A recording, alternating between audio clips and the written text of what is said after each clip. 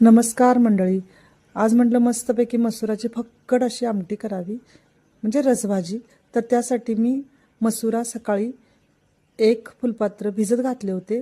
त्यानंतर जेवणाच्या वेळी मी एका कुकरमध्ये 2 चमचे तेल घातलं.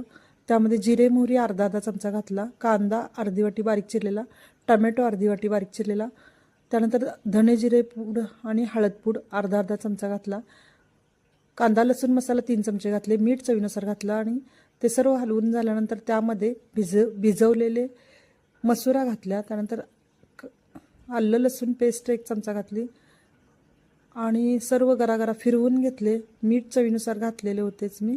त्यानंतर पाणी 1-1.5 पेला घातले गरम केलेले आणि थोडीशी कोथिंबीर घातली आणि 2 शिट्ट्या लावून घेतल्या. मस्तपैकी मसुराची रस्साभाजी तयार झाली. चपातीबरोबर रस्साभाजी खायला खूप छान वाटते. भाताबरोबर किंवा भाकरीवर सुद्धा खाऊ शकता. व्हिडिओ आवडला तर व्हिडिओला लाईक करा, नवीन असाल तर सबस्क्राईब करा. धन्यवाद. पुन्हा